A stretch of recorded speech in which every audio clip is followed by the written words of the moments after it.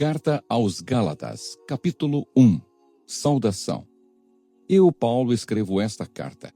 Eu que fui chamado para ser apóstolo, não por pessoas ou por meio de uma pessoa, mas por Jesus Cristo e por Deus, o Pai, que ressuscitou Jesus da morte.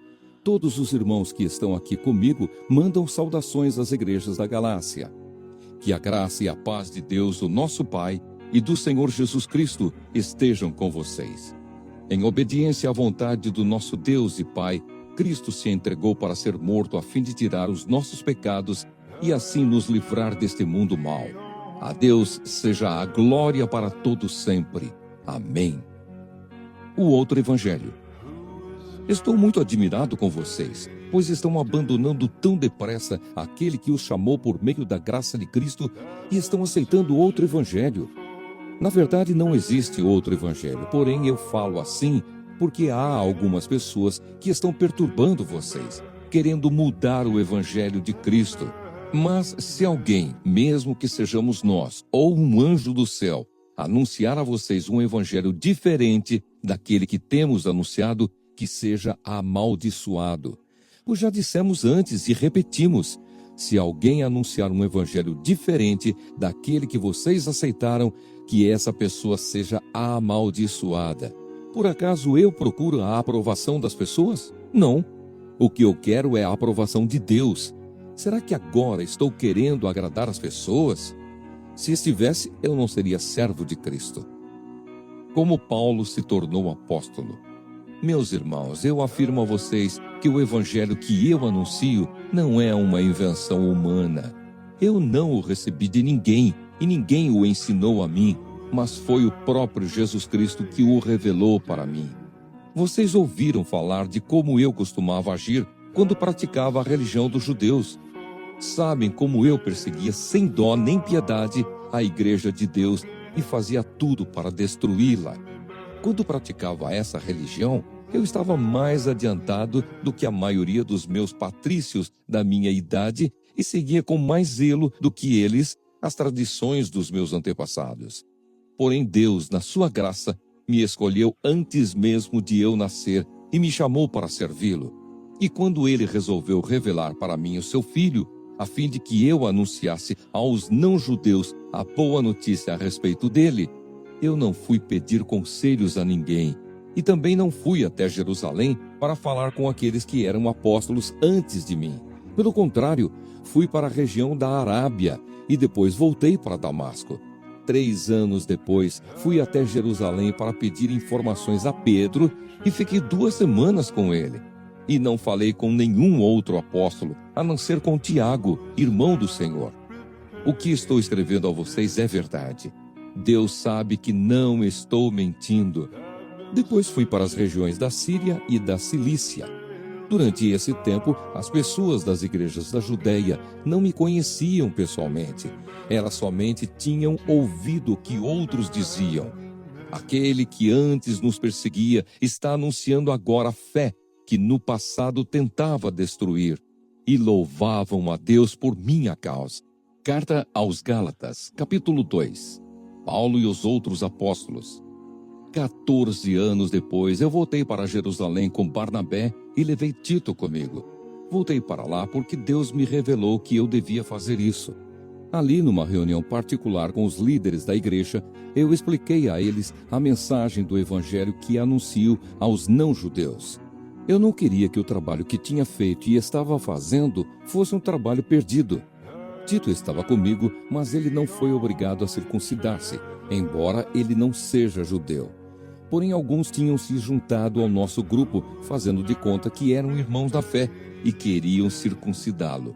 Eram homens que tinham entrado para o grupo como espiões, a fim de espiar a liberdade que temos por estarmos unidos com Cristo Jesus e para nos tornar escravos de novo. Mas em nenhum momento nós cedemos, pois queríamos que vocês tivessem o verdadeiro evangelho. E aqueles que pareciam ser os líderes da igreja, digo isso porque para mim não importa o que eles eram, pois Deus não julga pela aparência. Aqueles líderes, repito, não me deram nenhuma ideia nova. Pelo contrário, eles viram que Deus me tinha dado a responsabilidade de anunciar o evangelho aos não-judeus. assim como tinha dado a Pedro a responsabilidade de anunciá-lo aos judeus. Pois pelo poder de Deus fui feito apóstolo para anunciar o evangelho aos não-judeus, assim como Pedro foi feito apóstolo para anunciar o evangelho aos judeus. Por isso Tiago, Pedro e João, que eram considerados os líderes da igreja, reconheceram que Deus me tinha dado essa tarefa especial. E como sinal de que éramos todos companheiros, eles deram a mim e a Barnabé um aperto de mãos. E todos nós combinamos que eu e Barnabé iríamos trabalhar entre os não-judeus e eles entre os judeus. Eles nos pediram só uma coisa, que lembrássemos dos pobres das igrejas deles, e isso eu sempre tenho procurado fazer. Paulo fica contra Pedro em Antioquia. Porém, quando Pedro veio para Antioquia da Síria, eu fiquei contra ele em público, porque ele estava completamente errado. De fato, antes de chegarem ali alguns homens mandados por Tiago, Pedro tomava refeições com os irmãos não-judeus. Mas depois que aqueles homens chegaram, ele não queria mais tomar refeições com os não-judeus, porque tinha medo dos que eram a favor de circuncidar os não-judeus. E também os outros irmãos judeus começaram a agir como hipócritas, do mesmo modo que Pedro. E até Barnabé se deixou levar pela hipocrisia deles. Quando vi que eles não estavam agindo direito, de acordo com a verdade do Evangelho, eu disse a Pedro, na presença de todos: "Você é judeu, mas não está vivendo como judeu, e sim como não-judeu. Então como é que você quer obrigar os não-judeus a viverem como judeus?" Os judeus e os não-judeus são salvos pela fé. O fato é que nós somos judeus de nascimento e não pecadores não-judeus, como eles são chamados. Mas sabemos que todos são aceitos por Deus somente pela fé em Jesus Cristo e não por fazerem o que a lei manda. Assim, nós também temos crido em Cristo Jesus, a fim de sermos aceitos por Deus pela nossa fé em Cristo e não por fazermos o que a lei manda. Pois ninguém é aceito por Deus por fazer o que a lei manda. Ao procurarmos ser aceitos por Deus por estarmos unidos com Cristo, fica claro que somos pecadores como os não-judeus. Mas será que isso quer dizer que Cristo trabalha em favor do pecado? Claro que não. Se eu, depois de ter destruído a lei, começar a construí-la de novo como meio de ser aceito por Deus, aí sim fica claro que eu havia quebrado a lei. Pois quanto à lei, estou morto pela própria lei, a fim de viver para Deus. Eu fui morto com Cristo na cruz. Assim, já não sou eu quem vive, mas Cristo é quem vive em mim. E esta vida que vivo agora, eu a vivo pela fé no Filho de Deus, que me amou e se deu a si mesmo por mim. Eu me recuso a rejeitar a graça de Deus, pois se é por meio da lei que as pessoas são aceitas por Deus, então a morte de Cristo não adiantou nada. Carta aos Gálatas, capítulo 3. Lei ou fé? Ó Gálatas sem juízo, quem foi que enfeitiçou vocês? Na minha pregação a vocês eu fiz uma descrição perfeita da morte de Jesus Cristo na cruz. Por assim dizer, vocês viram Jesus na cruz. Respondam somente isto: vocês receberam o Espírito de Deus por terem feito o que a lei manda ou por terem ouvido a mensagem do Evangelho e terem crido nela? Como é que vocês podem ter tão pouco juízo? Vocês começaram a sua vida cristã pelo poder do Espírito de Deus e agora querem ir até o fim pelas suas próprias forças? Será que as coisas pelas quais vocês passaram não serviram para nada? Não é possível.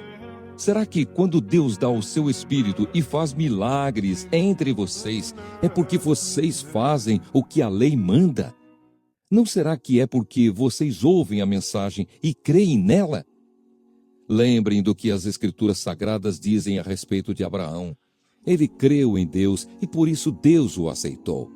Portanto, vocês devem saber que os verdadeiros descendentes de Abraão são os que têm fé. Antes que isso acontecesse, as Escrituras viram que Deus ia aceitar os não-judeus por meio da fé. Por isso, antes de chegar o tempo, elas anunciaram a boa notícia a Abraão, dizendo: por meio de você, Deus abençoará todos os povos. Abraão creu e foi abençoado. Portanto, todos os que creem são abençoados como ele foi. Os que confiam na sua obediência à lei estão debaixo da maldição de Deus, pois as Escrituras Sagradas dizem: quem não obedece sempre a tudo o que está escrito no livro da lei está debaixo da maldição de Deus. É claro que ninguém é aceito por Deus por meio da lei, pois as Escrituras dizem: viverá aquele que por meio da fé é aceito por Deus. Mas a lei não tem nada a ver com a fé. Pelo contrário, como dizem as Escrituras, viverá aquele que fizer o que a lei manda. Porém, Cristo, tornando-se maldição por nós, nos livrou da maldição imposta pela lei. Como dizem as Escrituras, maldito todo aquele que for pendurado numa cruz. Cristo fez isso para que a bênção que Deus prometeu a Abraão seja dada por meio de Cristo Jesus aos não-judeus e para que todos nós recebamos por meio da fé o Espírito que Deus prometeu. A lei e a promessa. Meus irmãos, vou usar um exemplo da vida diária. Quando duas pessoas combinam alguma coisa e assinam um contrato, ninguém pode quebrá-lo ou acrescentar qualquer coisa a ele, pois Deus fez as suas promessas a Abraão e ao seu descendente. Quando as Escrituras dizem que Deus fez as suas promessas a Abraão e à sua descendência, elas não querem dizer que se trata de muitas pessoas, mas de uma só, isto é, Cristo. O que eu quero dizer é o seguinte: Deus fez uma aliança com Abraão e prometeu cumpri-la. A lei que foi dada 430 anos depois não pode quebrar aquela aliança, nem anular a promessa de Deus. Porque se aquilo que Deus dá depende da lei, então o que ele dá já não depende da sua promessa. Mas o que Deus deu a Abraão, ele deu porque havia prometido. Então, por que é que foi dada a lei? Ela foi dada para mostrar as coisas que são contra a vontade de Deus. A lei devia durar até que viesse o descendente de Abraão, pois a promessa foi feita a esse descendente. A lei foi entregue por anjos e um homem serviu de intermediário. Porém, não é preciso haver intermediário quando se está falando de uma só pessoa, e Deus é um só. O objetivo da lei. Será que isso quer dizer que a lei é contra as promessas de Deus? É claro que não.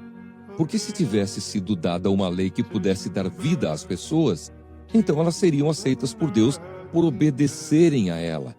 Porém, as Escrituras Sagradas afirmam que o mundo inteiro está dominado pelo pecado.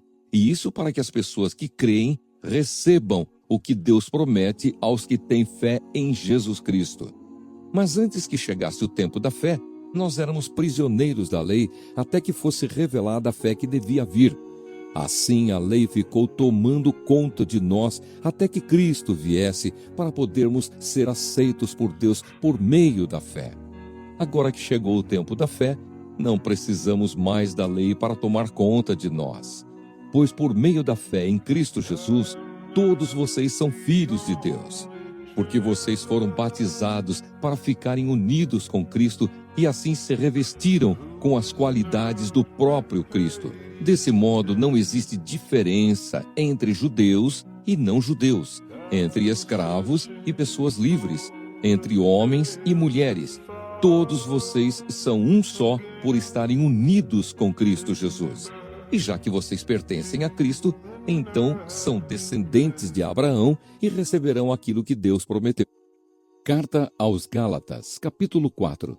Digo mais isto: enquanto é menor de idade, o filho que vai herdar a propriedade do pai é tratado como escravo, mesmo sendo de fato o dono de tudo. Enquanto é menor, há pessoas que tomam conta dele e cuidam dos seus negócios até o tempo marcado pelo pai. Assim também nós, antes de ficarmos adultos espiritualmente, fomos escravos dos poderes espirituais que dominam o mundo. Mas quando chegou o tempo certo, Deus enviou o seu próprio Filho, que veio como filho de mãe humana e viveu debaixo da lei para libertar os que estavam debaixo da lei, a fim de que nós pudéssemos nos tornar filhos de Deus. E para mostrar que vocês são seus filhos, Deus enviou o Espírito do seu Filho ao nosso coração. O Espírito que exclama: Pai, meu Pai. Assim vocês não são mais escravos, vocês são filhos. E já que são filhos, Deus lhes dará tudo o que Ele tem para dar aos seus filhos. A preocupação de Paulo pelos Gálatas. No passado vocês não conheciam a Deus e por isso eram escravos de deuses que de fato não são deuses. Mas agora que vocês conhecem a Deus, ou melhor, agora que Deus os conhece, como é que vocês querem voltar para aqueles poderes espirituais fracos e sem valor? Por que é que querem se tornar escravos deles outra vez? Por que dão tanta importância a certos dias, meses, estações e anos? Estou muito preocupado com vocês. Será que todo o trabalho que tive com vocês não valeu nada? Meus irmãos, peço que sejam como eu. Afinal, eu sou como vocês, e vocês não me ofenderam em nada. Lembram por que foi que lhes anunciei pela primeira vez o Evangelho? Foi porque eu estava doente. Mas vocês não me desprezaram nem me rejeitaram, embora o meu estado de saúde fosse uma dura prova para vocês. Pelo contrário, vocês me receberam como se eu fosse um anjo de Deus, ou mesmo como se eu fosse Cristo Jesus. E como vocês estavam felizes.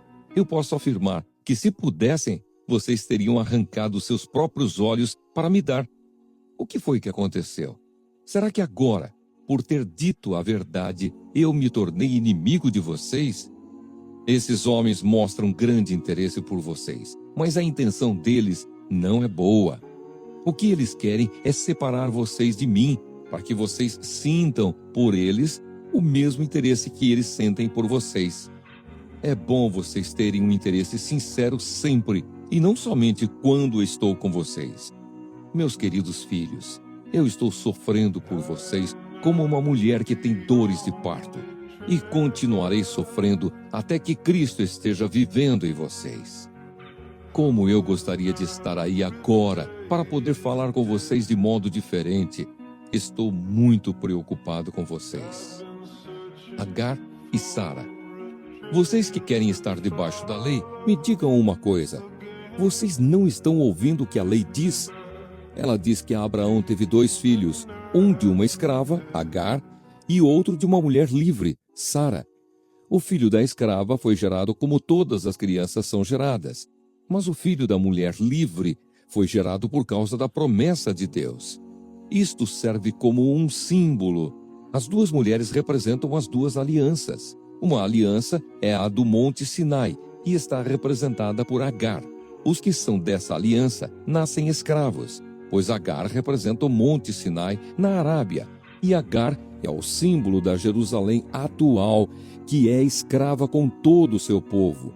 Mas a Jerusalém celestial é livre, e ela é a nossa mãe, pois as Escrituras Sagradas dizem: você, mulher, que nunca teve filhos, fique alegre.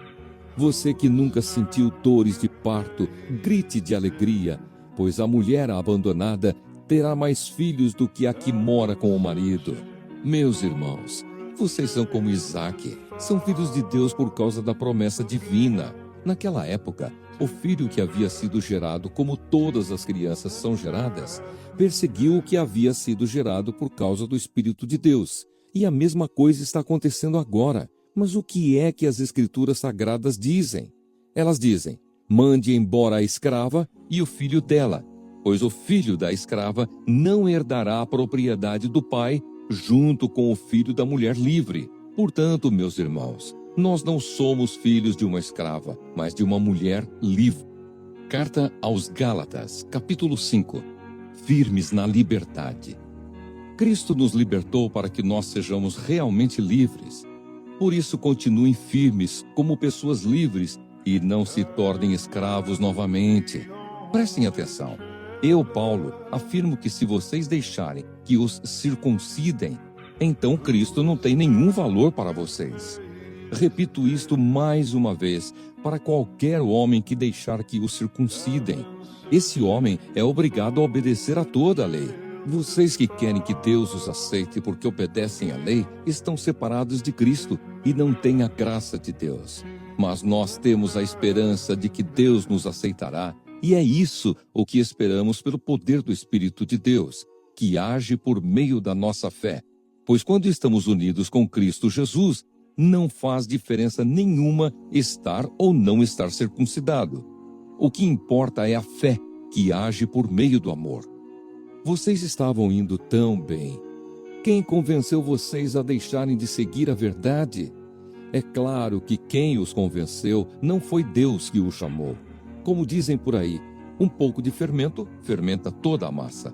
Mas eu ainda tenho confiança em vocês. A nossa união com o Senhor me dá a certeza de que vocês voltarão a pensar da maneira certa.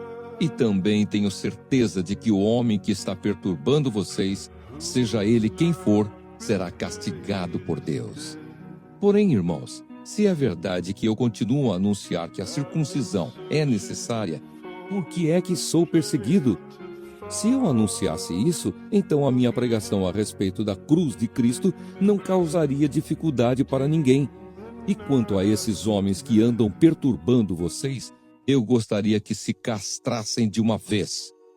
Porém vocês, irmãos, foram chamados para serem livres, mas não deixem que essa liberdade se torne uma desculpa para permitir que a natureza humana domine vocês. Pelo contrário, que o amor faça com que vocês sirvam uns aos outros, pois a lei inteira se resume em um mandamento só: ame os outros como você ama a você mesmo.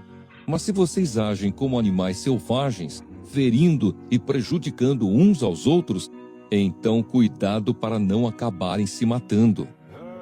O Espírito de Deus e a natureza humana. Quero dizer a vocês o seguinte: deixem que o Espírito de Deus dirija a vida de vocês e não obedeçam aos desejos da natureza humana.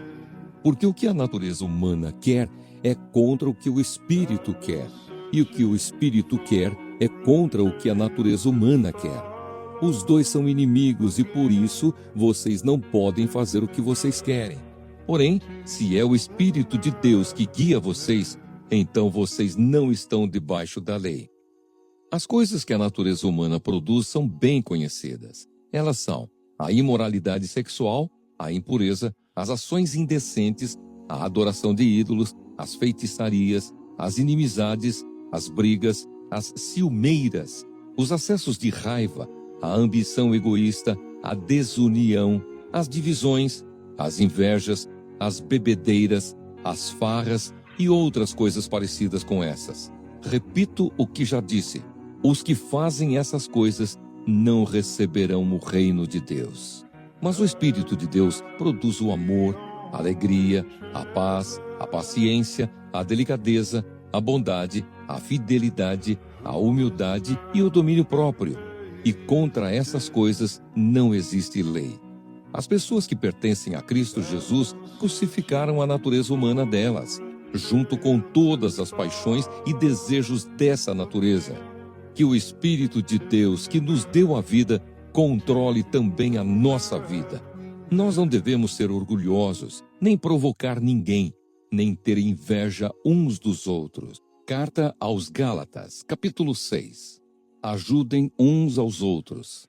Meus irmãos, se alguém for apanhado em alguma falta, vocês que são espirituais devem ajudar essa pessoa a se corrigir.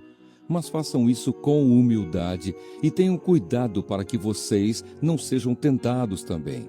Ajudem uns aos outros e assim vocês estarão obedecendo à lei de Cristo. A pessoa que pensa que é importante, quando de fato não é, está enganando a si mesma. Que cada pessoa examine o seu próprio modo de agir. Se ele for bom, então a pessoa pode se orgulhar do que fez, sem precisar comparar o seu modo de agir com o dos outros, porque cada pessoa deve carregar a sua própria carga. A pessoa que está aprendendo o Evangelho de Cristo deve repartir todas as suas coisas boas com quem a estiver ensinando. Não se enganem, ninguém zomba de Deus. O que uma pessoa plantar, é isso mesmo que colherá. Se plantar no terreno da sua natureza humana, desse terreno colherá a morte. Porém, se plantar no terreno do Espírito de Deus, desse terreno colherá a vida eterna. Não nos cansemos de fazer o bem, pois se não desanimarmos, chegará o tempo certo em que faremos a colheita. Portanto, sempre que pudermos, Devemos fazer o bem a todos, especialmente aos que fazem parte da nossa família na fé. Últimos conselhos e saudações. Vejam as letras grandes que estou escrevendo com a minha própria mão. Os que estão forçando vocês a se circuncidarem são pessoas que querem ficar orgulhosas de coisas de pouca importância. Eles fazem isso somente para não serem perseguidos por causa da cruz de Cristo, pois nem mesmo os que praticam a circuncisão obedecem à lei. Porém, eles querem que vocês se circuncidem, para que eles possam se gabar de terem colocado o sinal da circuncisão no corpo de vocês. Mas eu me orgulharei somente da cruz do nosso Senhor Jesus Cristo, pois por meio da cruz o mundo está morto para mim, e eu estou morto para o mundo. Não faz nenhuma diferença se o homem é circuncidado ou não. O importante é que ele seja uma nova pessoa. E para todos os que seguem essa regra na sua vida, que a paz e a misericórdia estejam com eles e com todo o povo de Deus. Para terminar, que mais ninguém crie dificuldades para mim, pois as marcas no meu corpo mostram que sou escravo de Jesus. Bênção.